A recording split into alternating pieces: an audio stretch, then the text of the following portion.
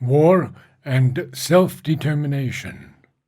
Self-determination. A new phrase has recently been cast out from the blood-stained yeast of war into the shifty language of politics. That strange language, full of maya and falsities, of self-illusion and deliberate delusion of others, which almost immediately turns all true and vivid phrases into a jargon, so that men may fight in a cloud of words, without any clear sense of the thing they are battling for. It is the luminous description of liberty as the just power, the freely exercised right of self-determination. The word is, in itself, a happy discovery, a thought sign of real usefulness, for it helps to make definite and manageable what was apt till now to be splendidly vague and nebulous. Its invention is a sign at once of a growing clarity of conception about this great good which man has been striving to achieve for himself through the centuries, as yet without any satisfying success to boast of anywhere, and of the increasing subjectivity of our ideas about life. This clarity and this subjectivity must indeed go together, for we can only get good hold of the right end of the great ideas, which should govern our ways of living, when we begin to understand that their healthful process is from within outward, and that the opposite method, the mechanical, ends always by turning living realities into formal conventions. No doubt, to man, the animal, the mechanical alone seems to be real. But to man the soul, man the thinker, through whom we arrive at our inner manhood, only that is true which he can feel as a truth within him, and feel without as his external self-expression. All else is a deceptive charlatanry, an acceptance of shows for truths, of external appearances for realities, which are so many devices to keep him in bondage. Liberty in one shape or another ranks among the most ancient and certainly among the most difficult aspirations of our race. It arises from a radical instinct of our being, and yet is opposed to all our circumstances. It is our eternal good and our condition of perfection, but our temporal being has failed to find its key. That, perhaps, is because true freedom is only possible if we live in the infinite, live as the Vedanta bids us, in and from our self-existent being. But our natural and temporal energies seek for it at first not in ourselves, but in our external conditions. This great, indefinable thing, liberty, is in its highest and ultimate sense a state of being.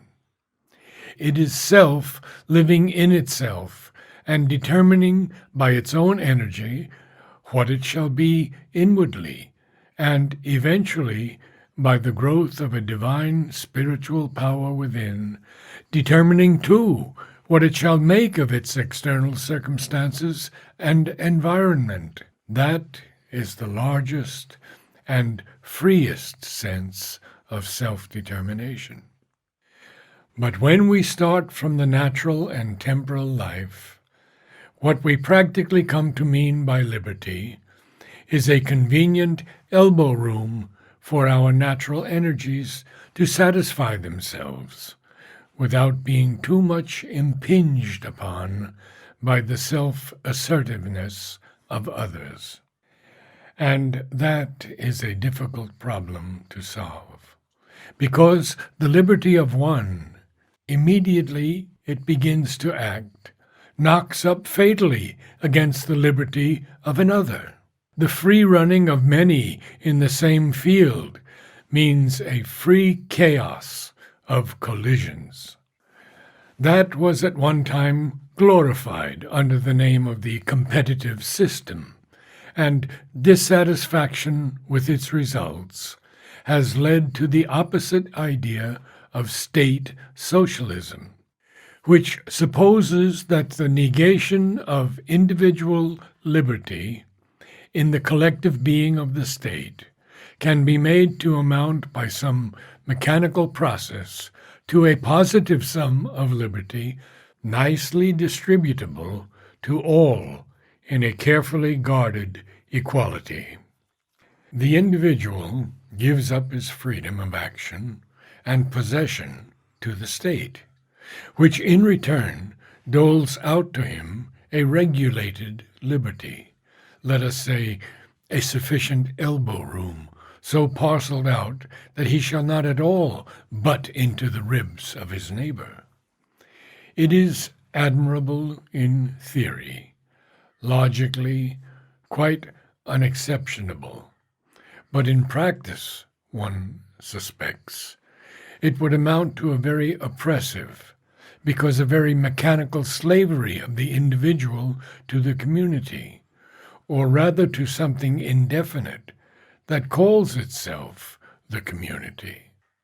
Experience has so far shown us that the human attempt to arrive at a mechanical freedom has only resulted in a very relative liberty, and even that has been enjoyed, for the most part, by some, at the expense of others.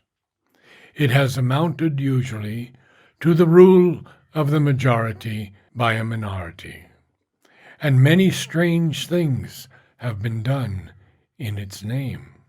Ancient liberty and democracy meant in Greece the self-rule, variegated by periodical orgies of mutual throat-cutting, of a smaller number of freemen of all ranks who lived by the labor of a great mass of slaves. In recent times, liberty and democracy have been, and still are, a cant assertion which veils under a skillfully moderated plutocratic system the rule of an organized, successful bourgeoisie over a proletariat at first submissive, afterwards increasingly dissatisfied, and combined for recalcitrant self-assertion.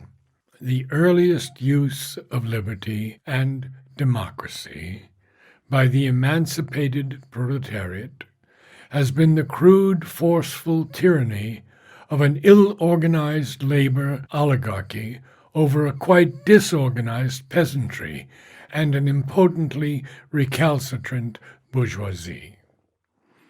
And just as the glorious possession of liberty by the community has been held to be consistent with the oppression of 4/5 or 3/5 of the population by the remaining fraction, so it has till lately been held to be quite consistent with the complete subjection of 1/2 of mankind, the woman half, to the physically stronger male.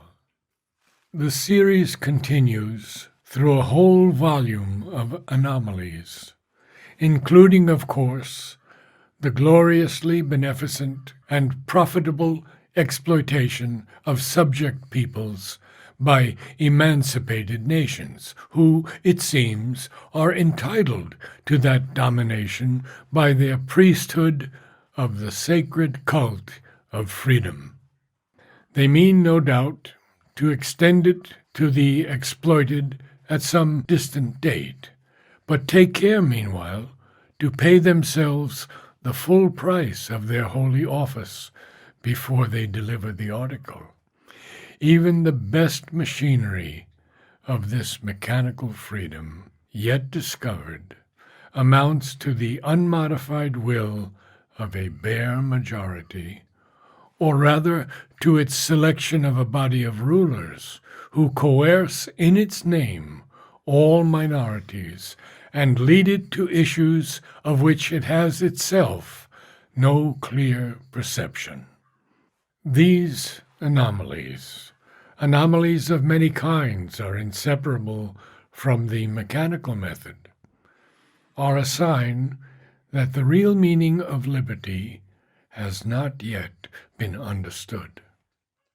Nevertheless, the aspiration and the effort itself towards the realization of a great idea cannot fail to bear some fruit, and modern liberty and democracy, however imperfect and relative, have had this result, that for the communities which have followed them, they have removed the pressure of the more obvious, outward, and aggressive forms of oppression and domination, which were inherent in the systems of the past. They have made life a little more tolerable for the mass. And if they have not yet made life free, they have at least given more liberty to thought and to the effort to embody a freer thought in a more adequate form of life. This larger space for the thought in man and its workings was the necessary condition for a growing clarity, which must enlighten in the end the crude conceptions with which the race has started, and refine the crude methods and forms in which it has embodied them. The attempt to govern life by an increasing light of thought, rather than allow the rough and imperfect actualities of life to govern and to limit the mind, is a distinct sign of advance in human progress. But the true turning point will come with the farther step, which initiates the attempt to govern life by that of which thought itself is only a sign and an instrument, the soul, the inner being, and to make our ways of living a freer opportunity for the growing height and breadth of its need of self-fulfillment. That is the real, the profounder sense which we shall have to learn to attach to the idea of self-determination as the effective principle of liberty. The principle of self-determination really means this, that within every living human creature, man, woman, and child, and equally with every distinct human collectivity, growing or grown, half-developed or adult, there is a self, a being, which has the right to grow in its own way, to find itself, to make its life a full and satisfied instrument and image of its being. This is the first principle which must contain and overtop all others. The rest is a question of conditions, means, expedients, accommodations, opportunities, capacities, limitations, none of which must be allowed to abrogate the sovereignty of the first essential principle. But it can only prevail if it is understood with a right idea of this self and its needs and claims. The first danger of the principle of self-determination, as of all others, is that it may be interpreted, like most of the ideals of our human existence in the past, in the light of the ego, its interests, and its will towards self-satisfaction. So interpreted, it will carry us no farther than before.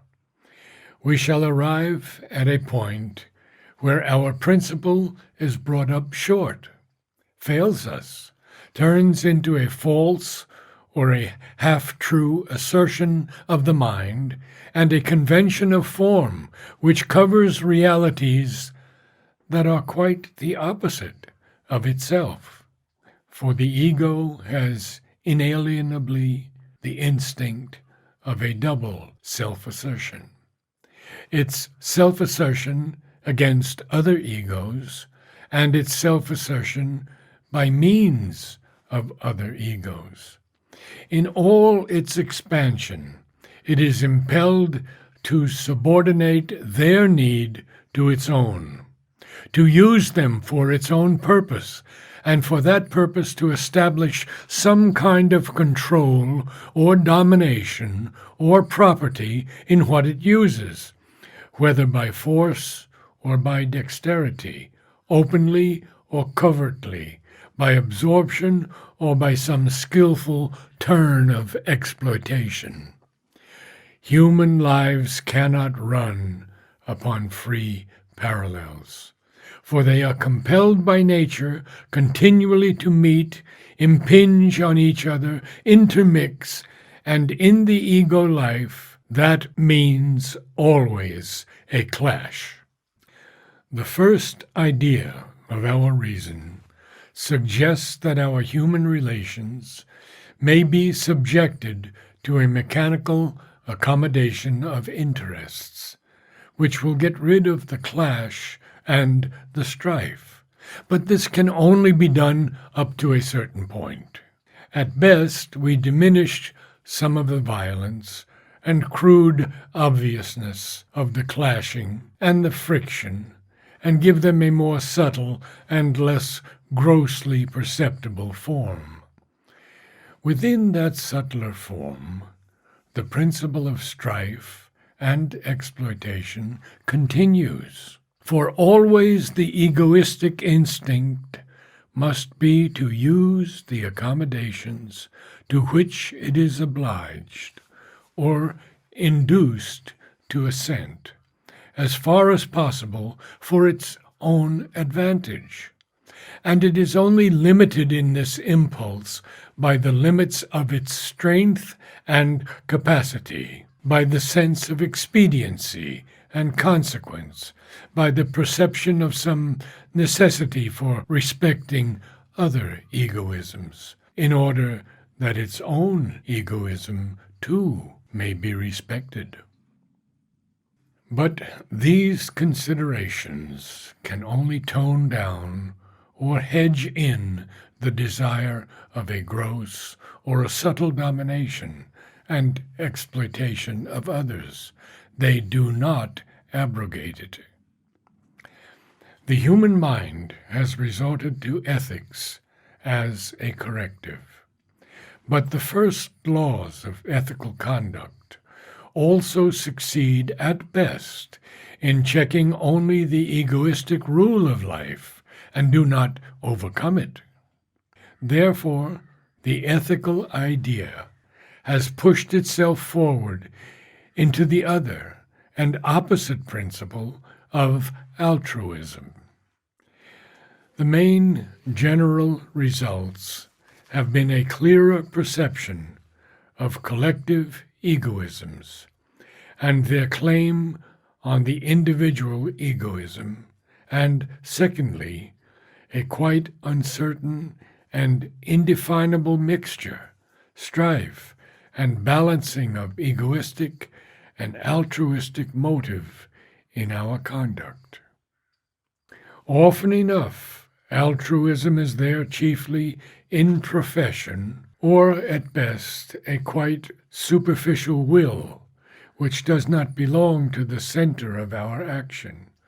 It becomes then either a deliberate or else a half-conscious camouflage by which egoism masks itself and gets at its object without being suspected. But even a sincere altruism hides within itself the ego, and to be able to discover the amount of it hidden up in our most benevolent or even self-sacrificing actions is the acid test of sincere self-introspection. Nor can anyone really quite know himself who has not made ruthlessly this often painful analysis. It could not be otherwise, for the law of life cannot be self-immolation. Self-sacrifice can only be a step in self-fulfillment. Nor can life be, in its nature, a one-sided self-giving. All giving must contain in itself some measure of receiving to have any fruitful value or significance. Altruism itself is more important even by the good it does to ourselves than by the good it does to others.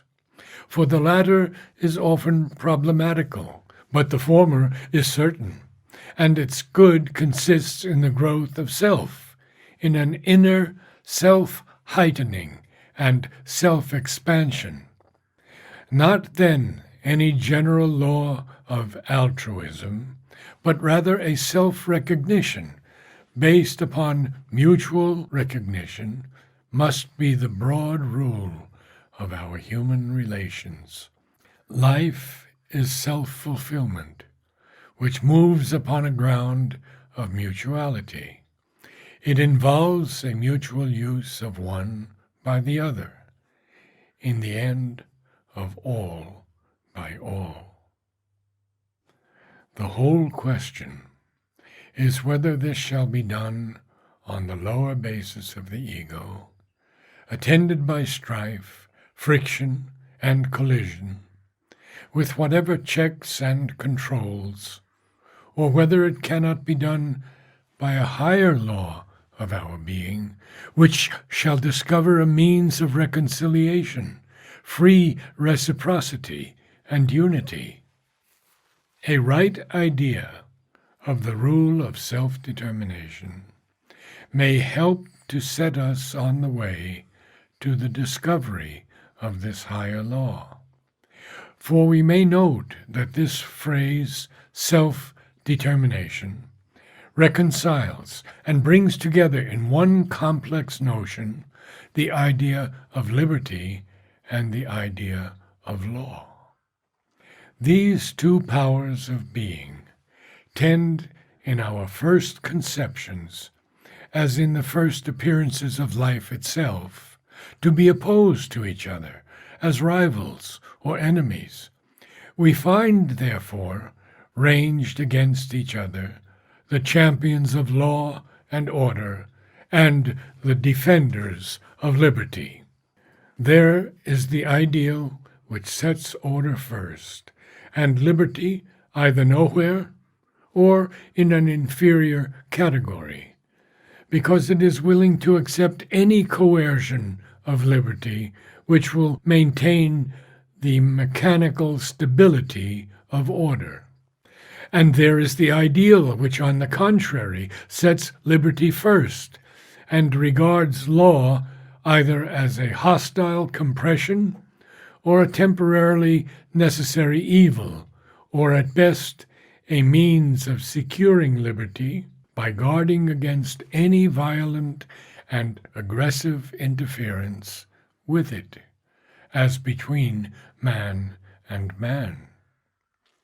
This use of law as a means of liberty may be advocated only in a minimum reducible to the just quantity necessary for its purpose, the individualistic idea of the matter, or raised to a maximum, as in the socialistic idea, that the largest sum of regulation will total up to, or at least lead up to, or secure the larger sum of freedom.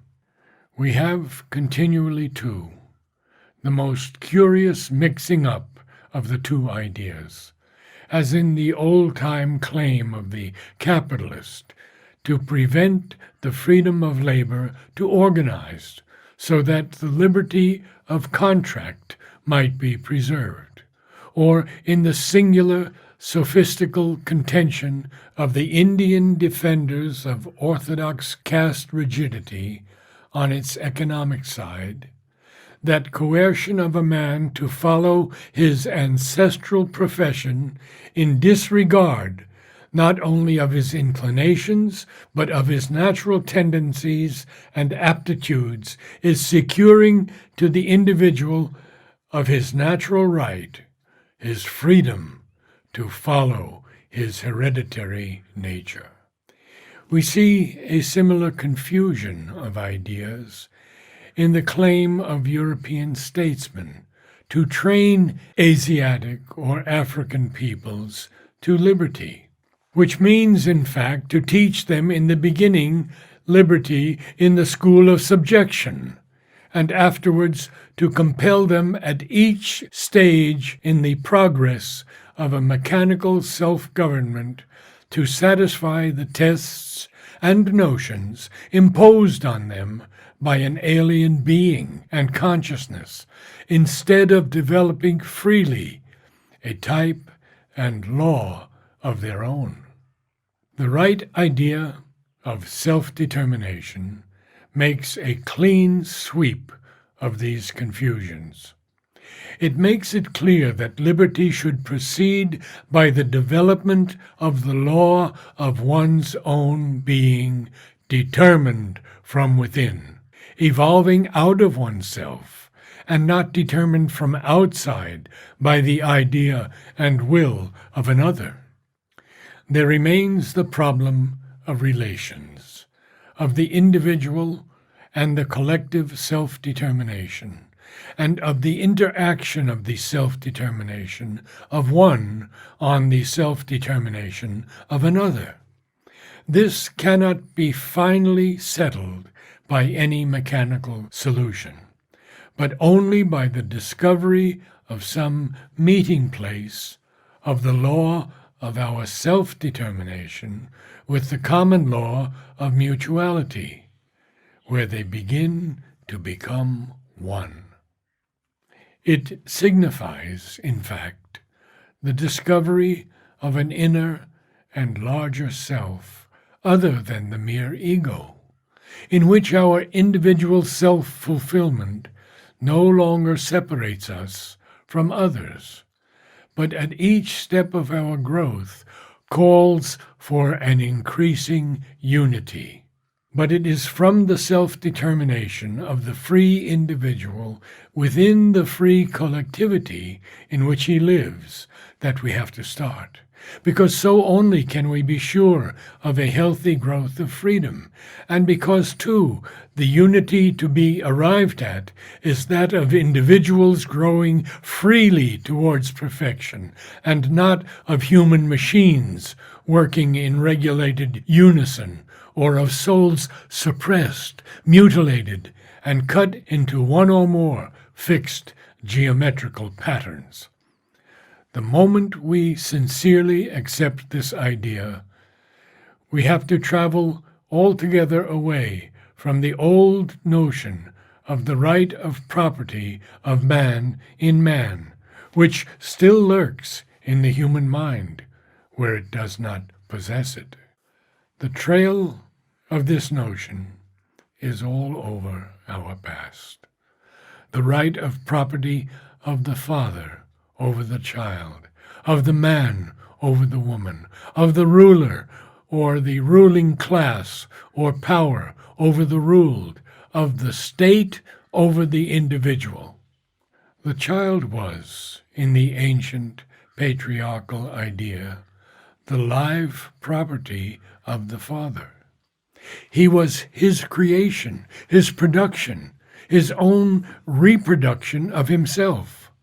The father rather than God or the universal life in place of God, stood as the author of the child's being, and the Creator has every right over his creation, the producer over his manufacture. He had the right to make of him what he willed, and not what the being of the child really was within. To train and shape and cut him according to the parental ideas, and not rear him according to his own nature's deepest needs. To bind him to the paternal career, or the career chosen by the parent, and not that to which his nature and capacity and inclination pointed. To fix for him all the critical turning points of his life, even after he had reached maturity. In education, the child was regarded not as a soul meant to grow, but as brute psychological stuff to be shaped into a fixed mold by the teacher.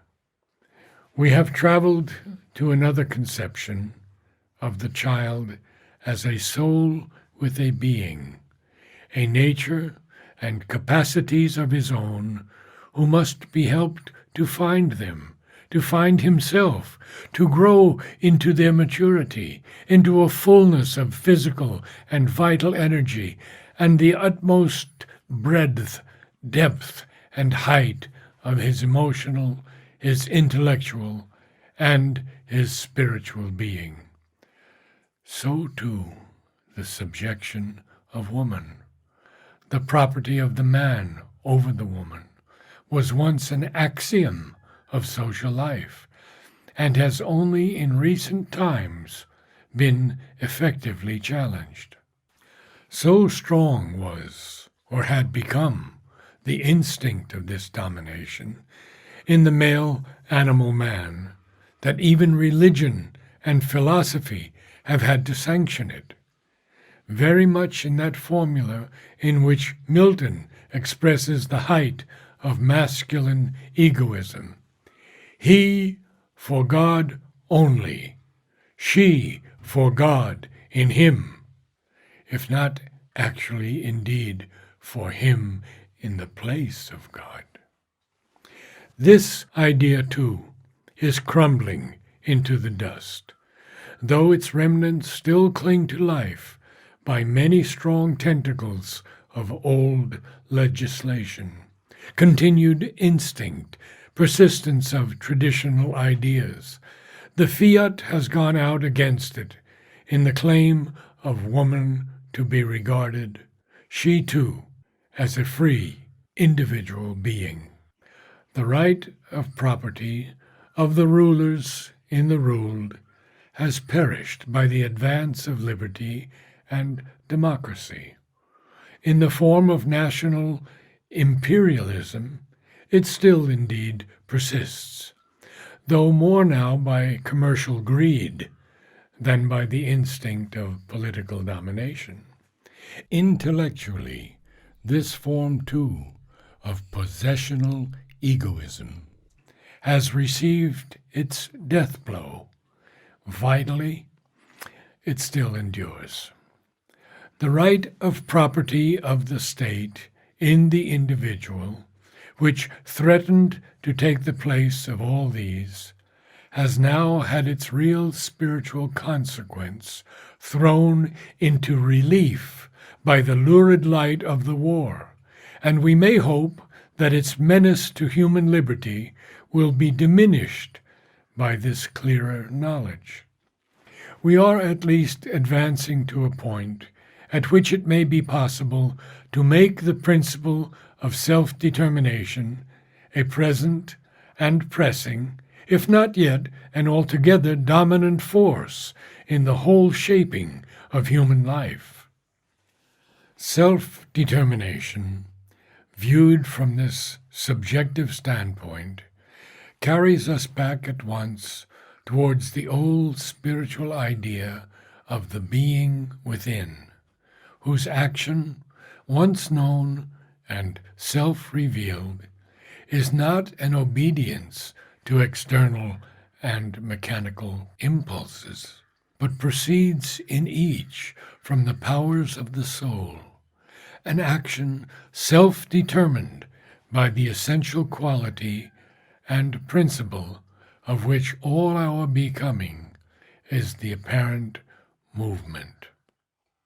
But it is only as we rise higher and higher in ourselves and find out our true self and its true powers that we can get at the full truth of this swabhava. Our present existence is at the most a growth towards it, and therefore an imperfection. And its chief imperfection is the individual's egoistic idea of self, which reappears enlarged in the collective egoism.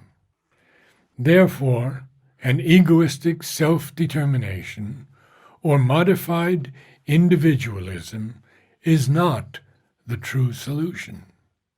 If that were all, we could never get beyond a balance and, in progress, a zigzag of conflict and accommodation.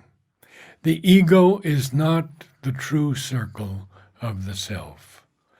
The law of mutuality, which meets it at every turn and which it misuses, arises from the truth that there is a secret unity between ourself and the self of others, and therefore between our own lives and the lives of others.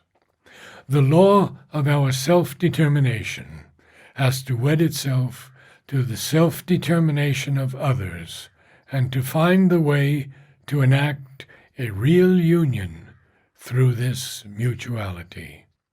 But its basis can only be found within, and not through any mechanical adjustment.